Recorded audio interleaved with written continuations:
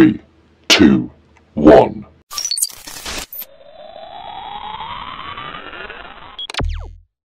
Later. Hindi na ako babalik.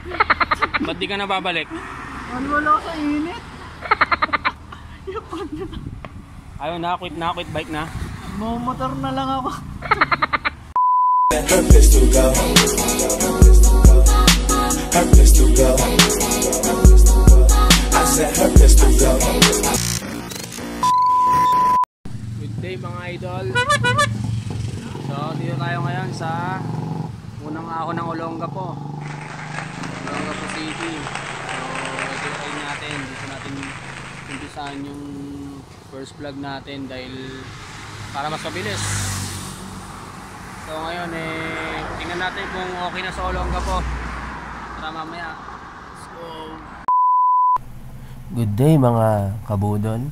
So this time enough ko yung sa audio dahil maingay lalo na dun sa brake pads dahil syempre bakal sa bakal nagigiskisan. So yun nga, i-review natin yung daanan ng Olongapo Subic. So bakit dyan na kagad ako nag-start mag vlog dahil syempre yung Las Piñas hanggang San Fernando, Pampanga, so malayo.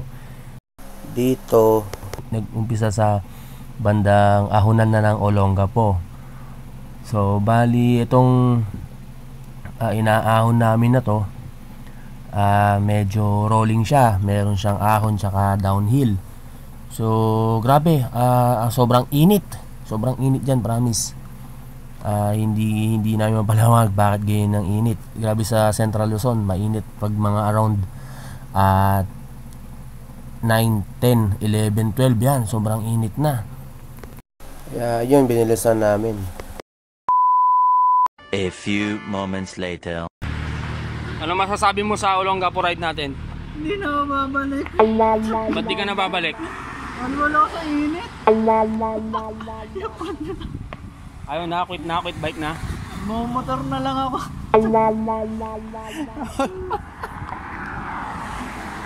Sino ba nag-iasay dito? Ayoko na sa'yo.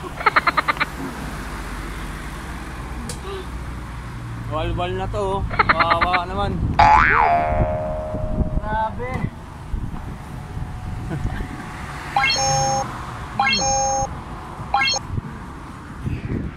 Wala pa yung mga kasama namin. Minsan nauna na. Pina tayo? Magbabas na ako. Yoko na. Ayun, bus oh. Magbabas na ako. Ayan, bus. Ayan, maya na lang. So yun nga back tayo sa story ng review ng Olongapo Subic Road. So dito after namin umahon, so rolling nga yung ruta, gaya sinabi ko nung una. Ito up and downhill na kami. Grabe yung talagang yung brake pads mo dito dapat kargado kasi bukod sa mahaba yung downhill niya, pasigsag road din siya. So double ingat lalo sa mga naka-caliper kasi kami naka-disc brake kasi kami dyan, kaya okay. So dito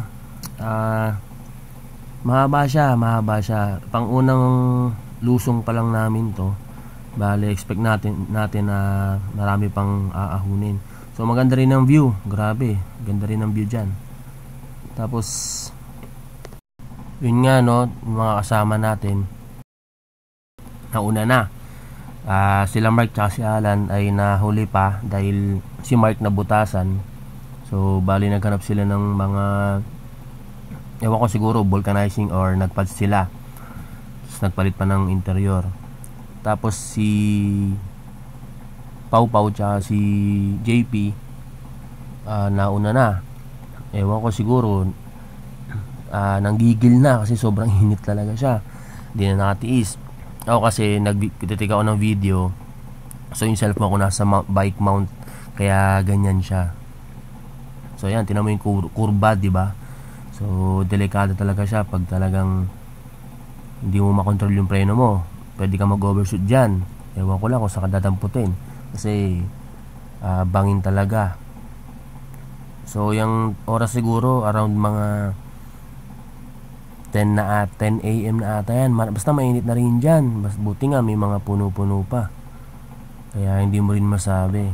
Kaya dapat talagang hydrate tayo dyan. Huwag tayong magpapatuyo ng lalamunan kasi mahirap na. Baka bigla tayong mag-collapse sa init. Sobrang init talaga.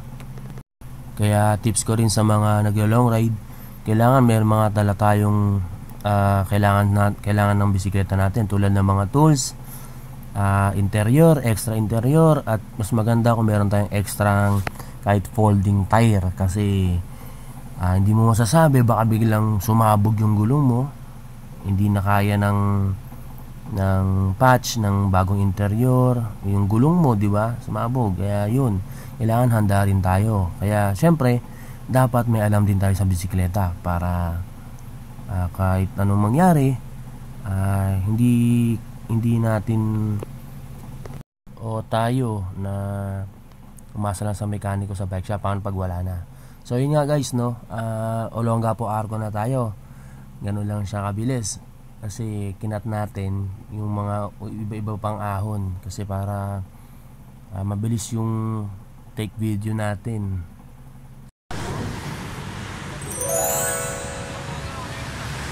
Olongapo City na.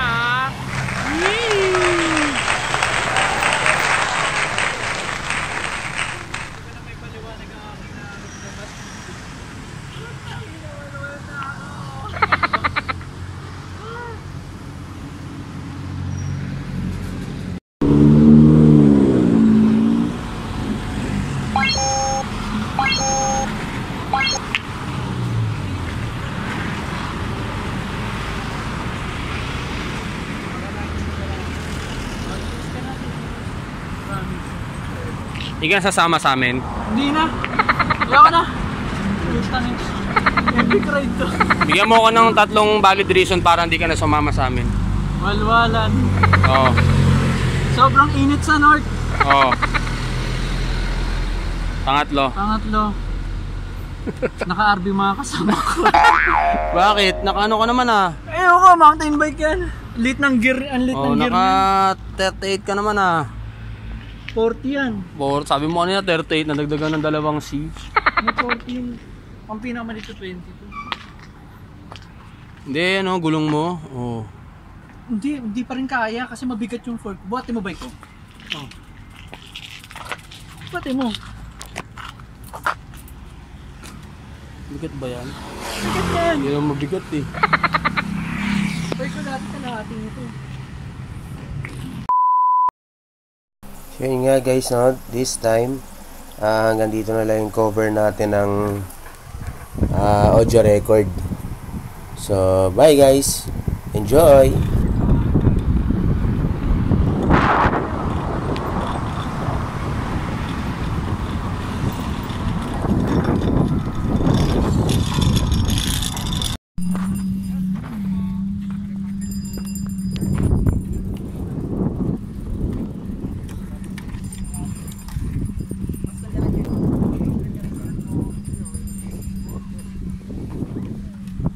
Mga pogi oh. Oh.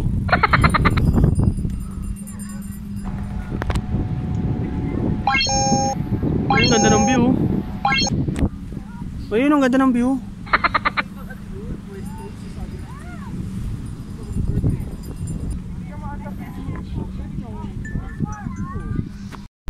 Wala akong sasakyan pero kaya kong pumunta dito. Yan yan jeranje. Yan bala bala bala jurasi. Yan bala bala bala jurasi. Yan bala bala bala bala jurasi.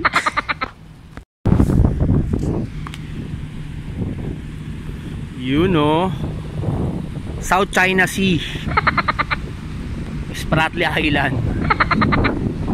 Bale doon sa parte na yon, MOA na yon. Oo, sa banda. Okay, sarap. Sarap dito.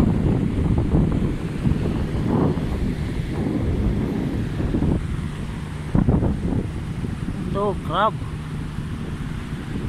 kabuho. Wow.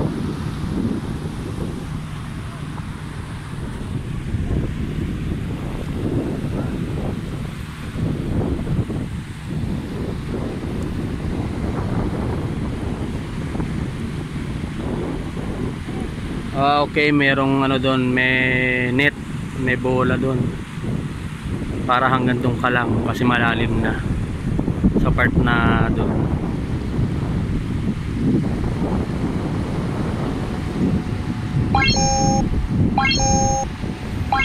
Sabi naman, gusto ko lang naman magbisikleta.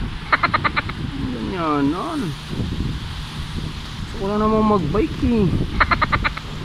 May ganito.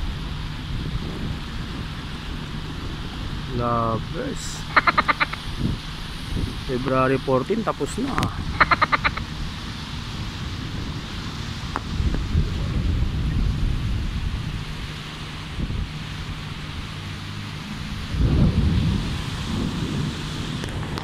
Grabe, sarap. Uy.